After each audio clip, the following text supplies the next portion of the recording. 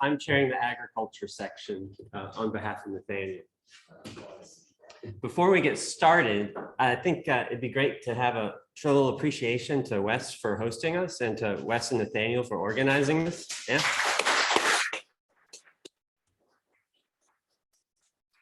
Thank you. Everything's a team.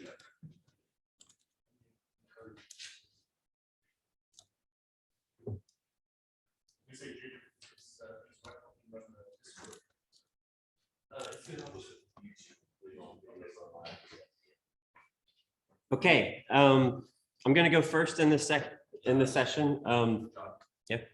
to screen share as well. We don't want that, do we? How do we do that? Zoom icon down the bottom. The big set. Yeah, pop that back up to green. You go hit the share screen, share everything. Share. Very good. All right. Thanks again, Wes. All right. I lost a minute already. Okay, so I'm going to switch gears a little bit relative to most of these other presentations and focus more on data and data quality and validation rather than going really deep into modeling. So let's go ahead. So I'm going to first generally start talking about yield forecasting and how it relates to this biophysical measure called leaf area index. I'm going to proceed to discuss how these process-based or mechanistic models can be used to help make these predictions and how they depend on leaf area index.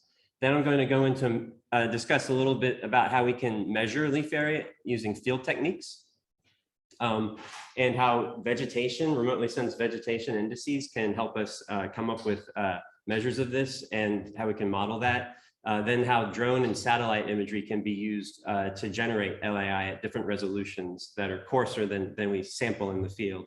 And then a brief summary. Okay, so when we estimate yield with remote sensing, there are a lot of different ways you can go about doing that. One way that's very popular is to use a measure of plant greenness or biomass called the normalized difference vegetation index. Has anyone ever heard of that? Yeah, we all know it and love it. It's the most popular one there is, right? And we can incorporate that into a range of different types of models. It could be in a decision tree. It could be in a more sophisticated statistical model or machine learning, even deep learning models. But there's issues with this approach in that these models drift, even if you do incorporate weather and soils types data. And so recently, I guess over the last several years, there have been a lot of researchers who have been using methods that rely on the mechanistic models. And so these mechanistic models have soil models that tell you basic things about spatial variability, about plant available water, because we need water to grow food and things like that. And so you can often infer those maps of plant available water from maps of soil texture. They're even better if you know something about water table fluctuation. And those are coupled with crop growth models that have lots and lots of parameters on things like how much nitrogen, how many different nutrients did I apply, and what levels of nutrients, when did I plant it, things like that. They're very hungry for parameters, but as these models function and they model crop growth, one of the very important state variables in the model is leaf area index. Can anyone tell me why agricultural scientists and other environmental researchers are so fascinated with leaf area index? What's the relevance between leaf area index and crop production? Anyone know? It's related to the health of the crops through the amount of surface area available for photosynthesis, right? Because we'll turn light into glucose eventually, right? And then the plant will use that to create starches and sugars and grain, proteins, things like that, right? So we really like to know leaf area index. It's fundamental. And so these mechanistic models aren't spatial explicitly, but we can make them spatial by running them iteratively, like from a grid of remote sensing data. And so you could think of the model being run once for each pixel in an image. All right, and so the leaf area index from remotely sensed observations can be assimilated into these models so that whatever their current state representation of leaf area index is basically compromised with the remotely sensed observation. And that is typically done using a Kalman filter or particle filter, something along those lines. Okay. Some more interesting developments in the literature have been that if you have a dense time series of remotely sensed observations of leaf area index, you don't need as much soil data to parameterize these models, because that growth rate reflects a lot of the soil's ability to carry of carrying capacity. All right. Okay, so there are a range of different models that can be used for this, such as APSIM, STIX, EPIC. EPIC's the first one I ever started using when I worked at USDA about 10 years ago, and Hybrid Maze is another popular one. Where can we get leaf area index data from? Has anyone ever seen any data products released by NASA or other agencies where it's, oh, here's a leaf area index product, you can download it and use it for your environmental modeling? Has anyone ever seen something like that? They're available, they're out there. They're available at ranges, at spatial, spatial extents from the order of 500 meter pixels down to 10 meter pixels from sensors like Sentinel-2. One of the issues with wanting to use these leaf area index products is it's very tempting because, oh, it's turnkey. I don't really need to do much work to get this data. The reason I want to use these models is for something called site-specific agriculture or precision agriculture. And it's where you can accurately predict within field yield potential. You can use that to determine things like nutrient requirements, such as nitrogen, right? Especially if you can get a good yield prediction at a typical timing of a nitrogen fertilizer application, such as when corn's about knee-high. That's when a lot of farmers would come in and do maybe a second application of nitrogen. So if the model can make a prediction around then you can help inform management by helping a grower kind of know ballpark what's the best fertilizer rate to apply. Why would you want a farmer to use an appropriate nitrogen fertilizer rate or any type of fertilizer and not over-fertilize? What would be the consequences if they over-fertilize? What's that? Pollution, yeah, things like that. But most farmers that I've run into, they always want to over-fertilize, right? And so we just need to always come up with more and more evidence for why they should apply less than they want to. But they always think they're going to be leaving money on the table. It could be a bumper crop and somehow be a year with a lot of high yield potential. So this is what leaf area index is. It's a simple conceptual diagram. And so it just tells you per unit area how many layers of leaves there are. So for a 1 meter square area, how many meter squares of leaves? So if it's 1, that's a leaf area of 1. If you have 3 meters squared of leaves over 1 square meter of area, then you've got LAI of 3. Pretty straightforward, right? Okay, so let's move on. There's different ways to measure LAI. You can do this destructively by ripping up the canopy and then taking it and putting it basically on a photocopier or a scanner. And then that basically tells you one way to estimate the leaf area. Another way is non-destructive, and you basically use a wand that they're about 1 meter long and they have photodiodes on them, and they sense how many photons of light hit them. And what you do is you can put them above a canopy. So in this image, this is a canola canopy. And then this red metal frame there is a quadrat, and that one's a 1/4 square meter area. And the way that you operate this, it's called a septometer, the photodiode array. You just put it on top of the canopy to sense how intense the light is above the canopy. And then you insert it below the canopy, maybe 4 or 5 times to characterize how much light was absorbed by the canopy. And that difference of light absorption above and below the canopy, you can use some fancy equations and determine something like leaf area index. And so the way that I started engaging with this is just putting quadrats on the corners of research plots, and then putting features in the image to mark kind of the boundary of where those quadrats were, so I would know exactly where that was spatially, because I did this before there was good GPS available. You know, now RTK GPS is easy and cheap. Back then it really wasn't. But this drone data that you see in this image, the pixels are about 4 centimeters, and again those quadrats are about 1/4 square meter in that one. But if what you can do is use a remotely sensed index from the imagery, such as NDVI, and just average all the pixels that are in that 1 square meter area. And then you can just specify a regression function, regressing the leaf area index onto the vegetation index. And then if you generalize that model, you can turn this into a map of leaf area index. Isn't that cool? When I did that for this field, is because I made an index to quantify how many flowers there were. And but you can also quantify how much leaf area there is. But so yeah, you can estimate how many leaves are in a field or how many flowers are in a field using subsamples, which I think is fun, right? Anyway, so this shows a relationship between something called spectral reflectance, which is how reflectance varies as a function of wavelength, and leaf area index. And you can see from this graph that this is the near infrared portion of the spectrum, around 800 nanometers and up. As the near infrared brightness or reflectance increases, leaf area index also increases. And so it's best to use this and to normalize a visible light band such as red light in something called a vegetation index. There are a lot of different vegetation indices out there in the wild running around. Most of them tell you the same thing, which is how much biomass or leaf area index there is. And there are just different flavors of it that account for different types of nuisances. The most popular one is a red NDVI.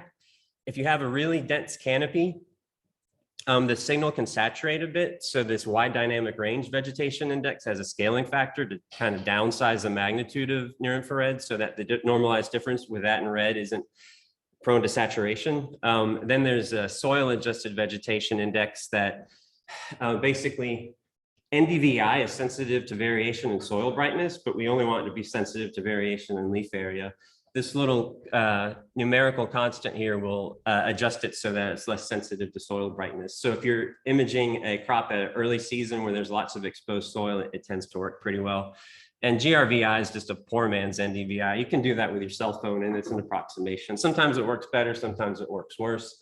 I see a lot of people, they'll throw all these indices into one model or try to do a PCA on all these indices. They're all really collinear, and I think that's just kind of silly. I did a correlation test between those indices and LAI, and guess what? They all look pretty much the same. No big surprise there. Optimized, the soil adjusted vegetation index did the best theoretically, given the timing that the imagery I acquired. It seemed the most appropriate, so I put that one to work.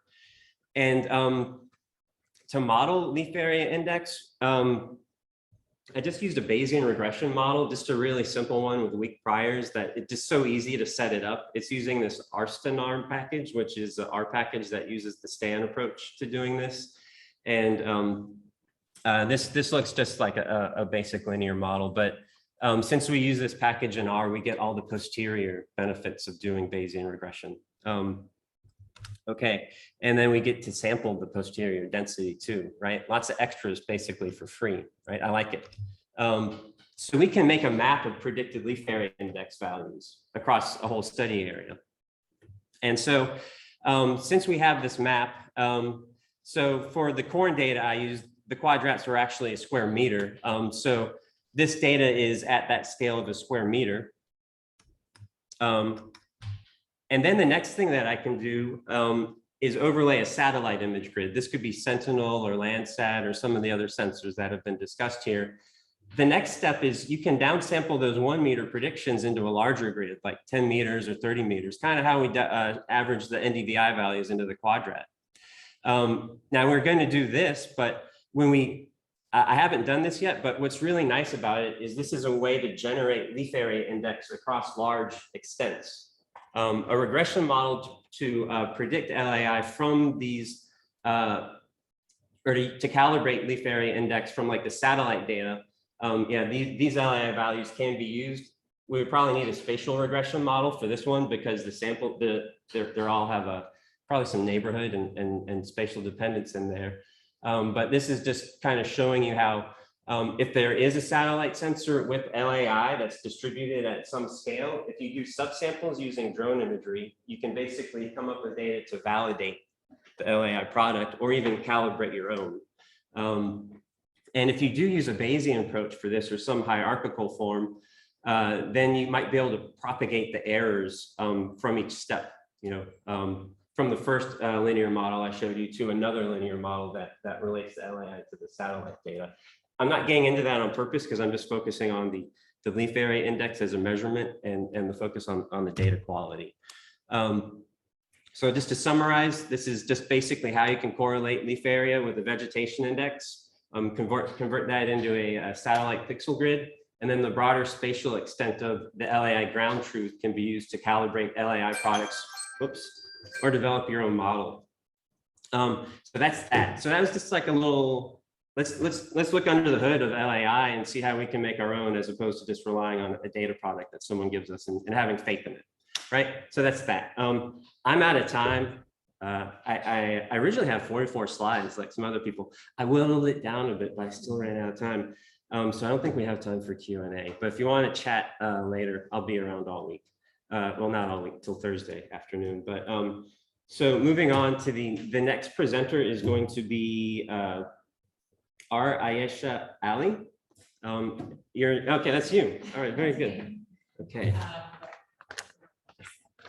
Oh, right there.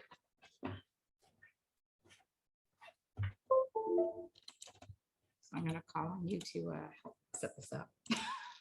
Yeah, sure. Big question for you. Yeah. Do you think there needs to be a lot more work done with drone data? I think as little statistical work as possible with drone data. Just use it to get a site-specific calibration and then generalize that to where you can use satellite data and relate the leaf area index to the satellite data, because satellite radiometric calibration is much more consistent and accurate. Remember that map, that those curves I showed you of spectral reflectance? You know, that show you blue, green, red, near infrared light as a function of LAI, right? Those are not as neat and clean from drone data as they are from satellite data. For the most part. And so if you want to have a model that's accurate and repeatable, I say use a satellite sensor for doing that. Use one data, drone data. Yeah. Yeah, this is just scale up, and then you can make a nice, like an inverse model or something like that from the satellite sensor. Are you aware of anyone who's applied a numerical Bayesian approach? I'm not aware. There have been some object-based Bayesian approaches to doing this, but I'm not familiar. I'm not sure someone's done it this way. Right, which is why I, without your permission, co-authored you on this, so you could help me with this later. Yeah. So we're gonna get started. Okay, so I've whittled my slides as well. Hopefully there's, I don't think there are any equations in this. But first, yeah, I'd like to thank everyone for coming. This is the first in-person conference I've been to since 2019, so it's fun to be back. Just to give a bit of background, this is work that's done with myself, but predominantly by Amin Bular, who's my PhD student. I'm co-supervising him, and the main advisor is Karam Nadeem. This is also, you see a trend here, work that's funded with Food from Thought at University of Guelph, as well as by NSERC. So to start, just to sort of, you know, we've heard a lot of this in our throughout our talks about the importance of, say, climate change and understanding the impacts, but it's expected that food production will need to increase by about 70% by 2050 to support the world's growing population. And it's also expected that these warming effects due to climate change are going to be more pronounced in countries in the northern latitudes, so in particular Canada and Russia. And in the southern latitudes of Canada, it's expected to become less suitable due to predicted drought and heat stress. So as an example, some of these estimates that we found, King et al., they found that, or predicted that 1.85 million square kilometers of land will become suitable for agriculture by 2080. And this is mostly in Canada's north. Now, I went in with my my finger to sort of highlight the fuchsia line across the top. That's where this growing degree days using a base temperature of 5 degrees was measured in 2001 to 2005. And then the yellow line is showing where it's estimated to be by 2080. So you can see in Canada, there's a huge gap in there. So how are these land suitability models coming up with? Now this bar, I need to move, it's really bothering me. So the land suitability is usually measured in 5 to 7 categories that kind of run from not suitable to highly suitable. But in practice, it's often shown and reduced to a binary measure of land is suitable or not suitable. So in the top corner, I have one map. This is taken from Casey et al.'s Facet paper in 2021 for corn, where they're showing newly suitable lands that will become suitable. I believe this one was also by 2050, I believe. I could be wrong on that year, but this is where they predicted where corn might become suitable, where it's not already being grown. These measures have to depend on agronomic variables like temperature, precipitation, soil organic compound, and so forth. So I wanted to talk, now this doesn't want to go forward. There we go. Right, how do they actually come up with these measures? In this audience, we've seen a lot of more complicated or sophisticated models, but the reality is that majority of the time it's based on expert opinion, where they might use something like a weighted overlay or analytic hierarchy process, where experts are sat down who know the land or familiar with the literature. They pick which variables are important, and then they're the ones that choose some weighting of how important it is for any particular crop.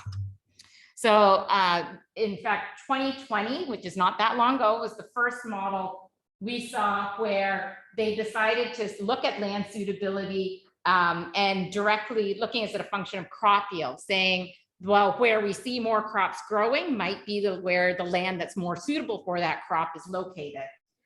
So they developed a model where they used 8 satellite variables, and those 8 variables, I think 4 of them were temperature variables at different times of the year. 3 of them were precipitation, and 1 was soil organic compound. And they applied their model using XGBoost. So this is extreme gradient boosting to predict the future crop yield for 4 different crops in Ghana. So those are the 4: sorghum, maize, cassava, groundnut. And they're, so where you can just see that overall these different crops, how they're growing over time, what their yields are looking like. But what they ended up doing was they defined their land suitability classes based on how much yield there was in these different areas. In 2021, we see the first 2-crop deep model where they developed YieldNet. It's a feed-forward deep neural network. They combined county level data on corn, soy, and satellite data. This was within the US Corn Belt, where both corn and soy are grown in all of these different counties. And they were interested in the short-term forecast of yield for corn and soy. In particular, if we could see the precipitation, say early season or before this season, can we predict what the yield would be? And this is a little bit more, I think, in line with what John was talking about, but with respect to yield instead of leaf surface area. Mustafias et al. And Ismaili et al., what they did was they took that next step that John talked about, where they didn't look at yield per se, but instead replaced the crop yield with some of these vegetation indices. And one of them is, expert based, and one of them is more of a machine learning based. Okay, so what was our goal? We set out to develop a fully data-driven multi-crop land suitability model that could be used specific for Canada. We wanted to use crop yield as a proxy for suitability, but as well incorporate those classic soil, climate, landscape variables from satellite data. We also wanted to model several crops simultaneously. So not just one crop at a time, but use the same model, but do this simultaneously. So we output our continuous land suitability scores for each of these crops, but simultaneously. And we were also interested in making long-term suitability predictions for land management planning type purposes. So doing this in Canada is several modeling challenges. The crop yield is available on small area data regions. Sometimes they're called census agricultural regions. And anyone, I see Nathaniel laughing, if you've ever seen them, they are very challenging to work with, particularly because some of these are smaller regions, but then look at Ontario, Manitoba. They're so large, like and only a very small fraction of them have the farms where the agriculture is actually grown. So the climate and landscape across Canada, we're talking 3,000 miles. It's very heterogeneous as well. Not all crops are grown in all areas like they were in that US Corn Belt, that sub-region. So at the end of the day, we have satellite data that's very high resolution, yield data that's low resolution, but we still want to be able to develop a model from this. So what we did was we worked with Statistics Canada crop yield census data, which comes with these land cover maps. We had it available from 1976 to 2020 at a 30-meter resolution. I'm just showing an example of the crop yield, just to give you an idea of what these look like. This was for oats in 2015, but we had similar maps for barley, lentils, peas, soy, spring wheat, canola, oats, flaxseed, and corn. So we looked at 16 different satellite data. Now, I'd said at the beginning, this is fully data driven, but the reality is nothing's fully data driven. We chose these variables based on what has historically been used, but we never do any of this out of a box anyway. So you can see that the top ones had more to do with the soil and the landscape characteristics. 8 through 10 were precipitation variables, and the last 6 were temperature variables. All of these were looking at averages over different time spans, January to March, April to June, and July to September. We obtained all of our data from Google Earth Engine, and the soil variables were obtained at 30 centimeters depth, whereas the climate variables were averaged temporally per pixel. And the pixel that we were working with was on a 300 meter by 500 meter grid, so 0.3 by 0.5 kilometers. One of the challenges we had was that we had to downscale our soil climate landscape variables to help match with the crop data, because the area is so big that if you try to look at the landscape or any of the climate variables, it's useless. So what we did was we took the crop inventory data, which tells us which farms are reporting their yields from, and we had the GPS locations of those. So our satellite data, we masked out the areas to only where those farms are located. Okay, and there's a little bit of jigging around of, well, what's the farm, if you have a cluster of farms and that, but we basically did that to downscaling it by using the masking. And then we applied a semi-supervised multi-layer perceptron. So this is, sort of pre-convolutional neural networks, but we don't have data where it's labeled for all areas, because remember, not all crops are grown in all areas. And just because it's not grown somewhere doesn't mean that it couldn't grow there. So we took this semi-supervised approach with a ReLU nonlinear function and a dropout of 95% at each hidden layer in order to provide a bit of regularization so we're not overfitting, because this is a very large area that we're working with. And so the output of our model is the estimated volume of crop at each pixel. And just to give you a bit of idea about the structure, we had 16 neurons in the input layer, one corresponding to each of the input satellite variables. Then that was followed by 3 hidden layers. And you can note that each of these hidden layers are all fully connected layers. And then the last layer had only 9 neurons, one corresponding to each of the crop yields that we had, or the crops that we were trying to get yields for. hidden layer 3 to the output layer, that's not a fully connected layer. In particular, we tried to get sharing from across all of these variables and all of the different crops at each of these layers. But at this layer, only those neurons that provided information for any particular crop were the ones that were used. Okay, so we came up with simultaneous scores for each crop.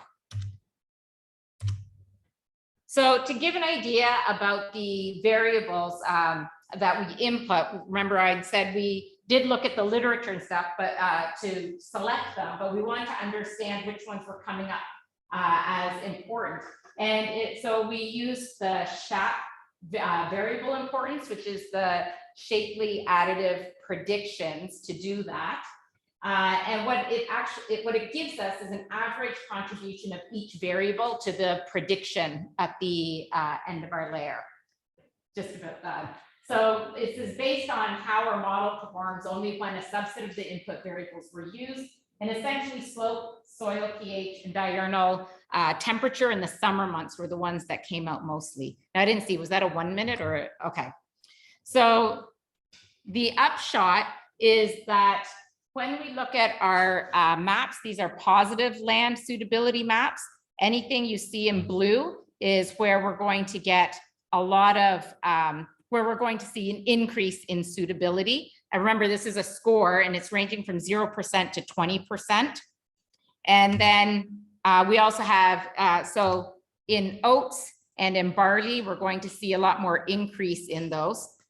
Whereas the negative land suitability maps tell us where we expect to find a decrease in suitability. And that's for a lot of our soy, peas, spring wheat. I didn't show it for all crops, but we don't see this trend with barley and oats. So the beauty of this model is that we're forced to learn a set of parameters that work well for predicting many crops. And for barley and oats, we see an increase where diurnal temperature increases, but a decrease where precipitation increases. So I'm going to, what I wanted to, the big point on this though is when we see these, we have a score that we can look at between 0 and 1. It's not just a yes, no. We can start to think about some of these other reasons or implications. So what are the potential revenue loss if we wanted to actually move up north and develop agriculture, revenue loss if we move up north and then we have to start agriculture down there, or we're losing agriculture in the south. Do we need to put money into developing new crops? Do we need to implement practices to mitigate global warming in the south? And so this model provides estimates of how much northern regions may become more suitable and southern regions less suitable for growing crops. But we also have to figure out, is it worth it or not? And that's where we sort of ended off. Thank you.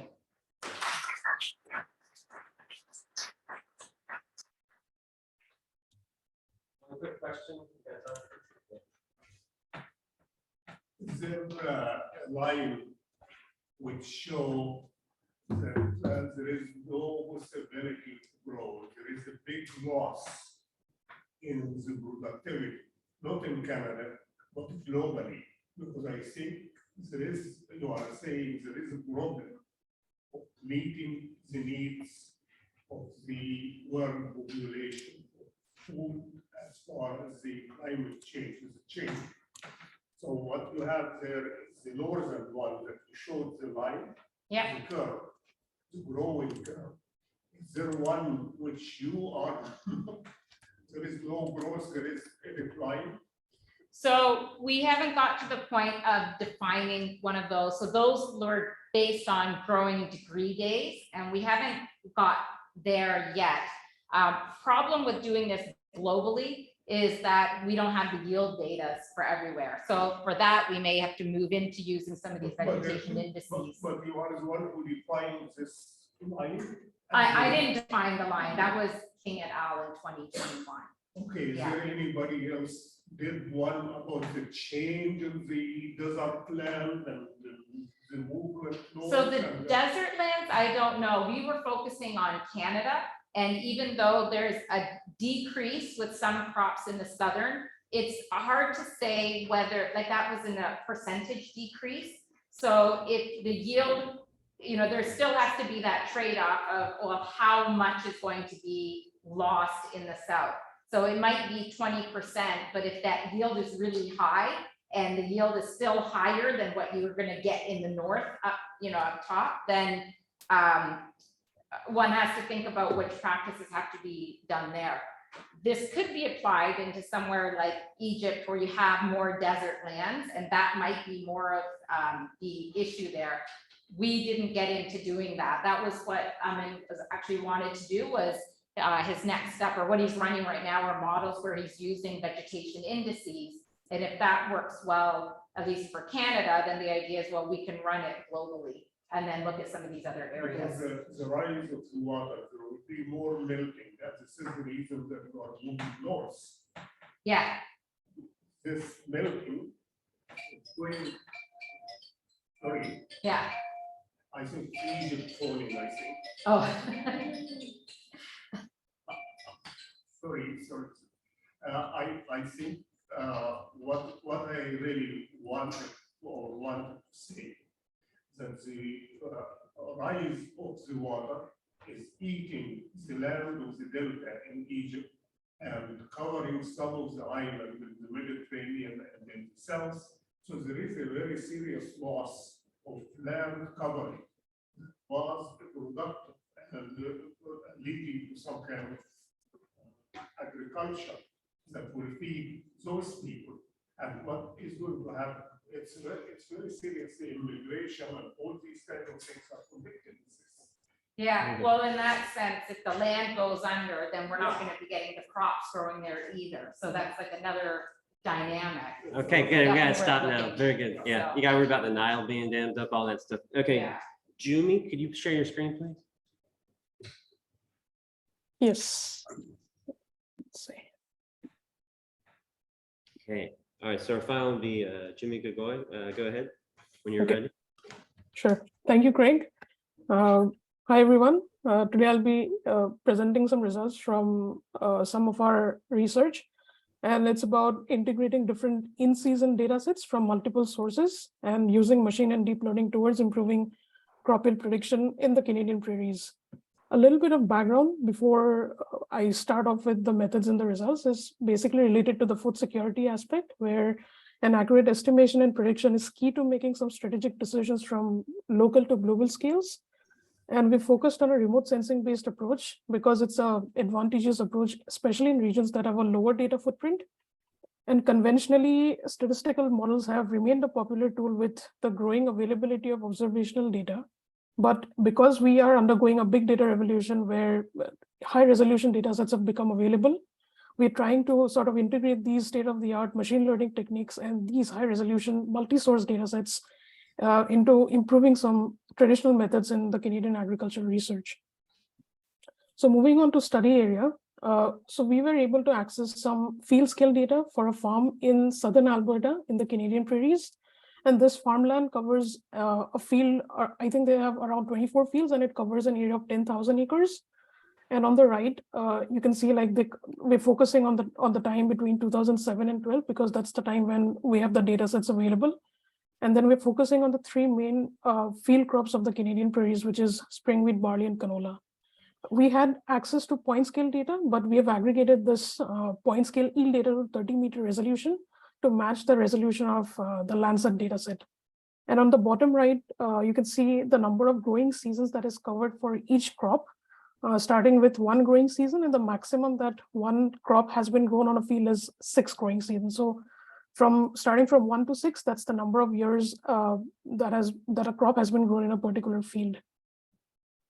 And in terms of methodology, on the left, the first is the modeling pipeline, where basically we start off with acquisition of the data, followed by wrangling of the data, modeling, and the final application of estimation and prediction. And in terms of the model development, firstly, getting the data in place. We got the yield data from the yield monitor that the farmer gave us, which is at a point scale, a subfield level. So we had both crop yield data and the elevation data from this particular source. And then we also had field boundaries from the farmer. So that enabled us to sort of stick between the field boundaries and not sort of mix up non-field signals with the field data set. And then we looked at DAMET for deriving temperature data because we did not have access to any observed climate data. And from the DAMET climate data set, we had sourced the temperature variable, the precipitation and solar radiation variable. And then we used those variables to calculate some further weather indices. And with the Lancet data set, we calculated different vegetation indices tracking different crop traits, for example, biomass, chlorophyll, and water moisture content. And this data set was masked and aggregated to a 30-meter resolution to again match the Lancet resolution, which is at 30 meters. And finally, the data product that we had in hand was a tabular data set at the 30-meter spatial resolution, which was split into an 80 and 20 training testing scenario. And we tested 5 kinds of models compared to a baseline linear regression model. On the machine learning side, we had 2 models, the random forest and the extreme gradient boosting model.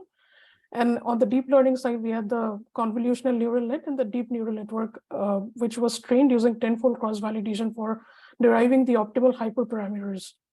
And after the accuracy assessment on the 20% test set, we were able to identify the best model. And we use the Google Earth Engine platform in this case to sort of process the DAMET and the climate, the DAMET and the Lancet data set. And on the right, we have a table of the combination of different input sets. And what we've done is we've sort of segregated the input type into 2 types, that is the single input type and the hybrid input type. In the single input type, we're basically throwing predictors from only one type of an input set. So we were basically using the Lancet input as a solo input set, the weather-based inputs as a solo input set. Whereas in the hybrid data set, we're basically combining different types of predictors. For example, the Lancet and the weather indices have been combined. And in the final hybrid combination, we're also throwing the elevation environmental variable to see if there is an improvement when we are sort of throwing all of the variables into the modeling process. And in the results section, what we have noticed, this is the result on the testing set, which was the 20% test set, which was set aside for the complete independent validation. We've noticed that the random forest model, which is a machine learning approach, sort of outperforms every model. And for barley, we've seen that a combination of all the variables, that is a hybrid combination of indices, weather, and elevation in the month of September, and within a random forest approach has the highest estimation accuracy. And so the improvement basically goes from using from a single input approach to a hybrid input approach across all the crops. And for canola and wheat, we observed that the timing in July seems to be the best time to sort of estimate the end of year yield with the lowest error rate achieved with the random forest model. And the CNN and the DNN model, the deep learning approaches seem to sort of perform slightly lower compared to the machine learning approach, but they're still powerful compared to the linear regression approach. And we've also noticed that the weather-based predictor seems to have the worst performance when we're predicting yields. And this could also be due to the very coarse resolution of the data set, which is at 1 kilometer, the DAMET data set, compared to the fine scale yield data and the Lancet data that we have been using for model training. And in terms of looking at the distribution of the predicted data, we've seen using the best performing model, which is the random forest model in this case. We noticed that the random forest was able to capture the peaks and tails of the distribution across all the crops. And we've seen that also in terms of like the observed and estimated scatter plot, it has a tight one-to-one relationship. And then using again the best performing model for barley, in this case, we're looking at the spatial distribution. So just picking up a few fields from the data set, we were able to notice that this particular model was also able to capture the spatial distribution within fields at the subfield level. And then the model residual in terms of the error, it ranged between negative to positive 0.5 tons per hectare. So even the model performance in terms of the residual was quite good using this particular model. And then in terms of opening up the black box, we were looking at the importance of variable scores. using the RF model, and we find that in terms of the predictors driving the top performance of the model, the weather-based predictors, specifically accumulated solar radiation and then precipitation, and then also this SDI index, which is this Shannon diversity index of precipitation evenness. These came out to be the top predictors of yield at the field level performance of the model. And the second and the Lancet-based predictor was the water index NDWI, which turned out to be one of the top Lancet-based predictors. And this result is consistent with the results that we have seen at the county scale, which we will discuss here. But when we were modeling using county scale data for model training, we've also found that a Lancet-based water index seemed to be a top predictor of yields across all 3 crops. So just a couple of key findings. We've noticed that a hybrid data set combining satellite and environmental data demonstrate improvements over a single input approach. And then ML outperforms the traditional linear regression models and then slightly performs better than the deep learning models in terms of predictive performance. And this RF model was also able to capture the peaks and the tails as well as replicate the spatial distribution of yields within the limits of a training region.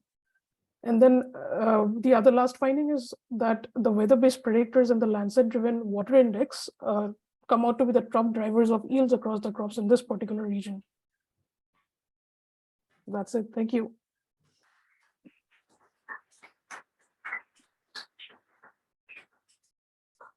Jimmy, you did a great job, and you're way under time on that too. And it was all clear. It wasn't rushed like mine. Really, really good work.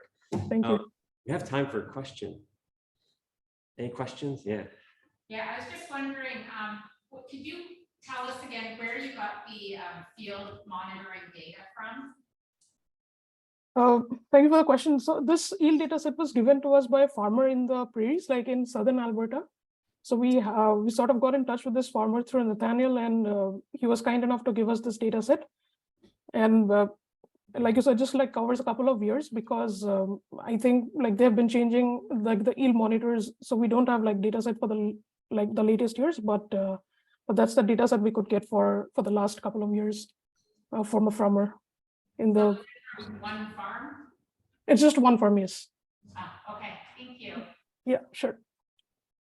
Any other questions? Maybe on that. Okay, Nura. Okay, thank you for your presentation. My question is just, I don't know, do you have any idea why the deep learning performs poorly than the machine learning models?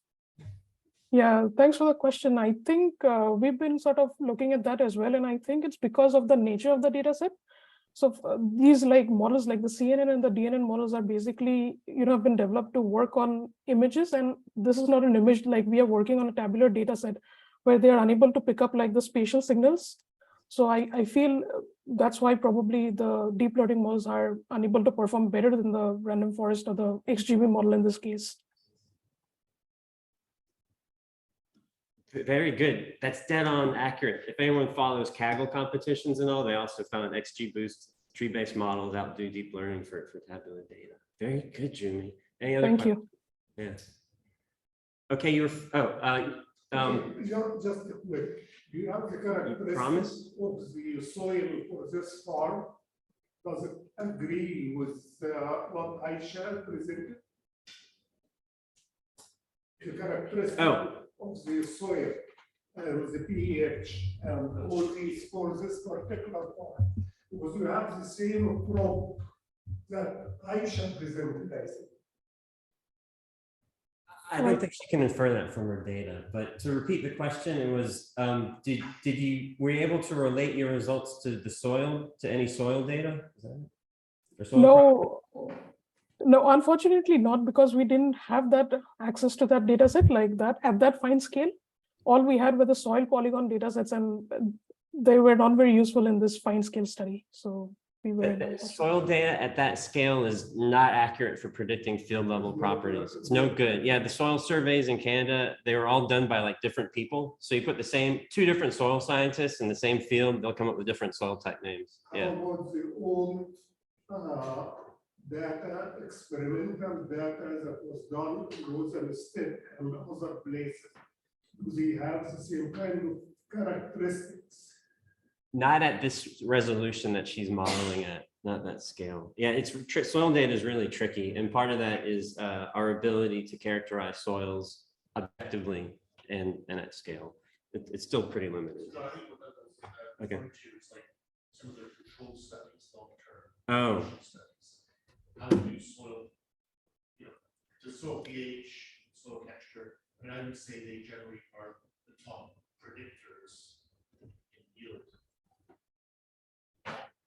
Not consistently. I mean, soil pH might be a limiting factor on a field that got too acidic for some reason. You know, maybe they were irrigating and over irrigated, it got acidic. Did they apply lime or gypsum or something like that? Yes, no, maybe their neighbor did. You can't really rely on that being consistent. You know, it's not a reliable predictor. Just to piggyback on that, was that it's only on one farm, or the fields on one farm, and then what I was looking at was across Canada. So whether it comes up or not is important. In the one farm, you're already growing 3 crops that are probably quite similar. And one of those crops might be, you know, resistant to those pH. Some might be more sensitive to it. You know, that pH could cause a reduction in the availability of some nutrients that are important to one crop, but another one maybe not. Well, it was really after rice. It's very simple thing. We were studying the Great Lakes, and we were talking also vegetation. And so we do meso experiment where you are able to relate phosphate with the productivity of the water. But you apply this to the entire system, and you stop using phosphate as a factor in making soap and whatever it is. And I just wonder if we have a big-size experiment that can, you know, enhance what you are doing, because what you have is observational study, big observational study over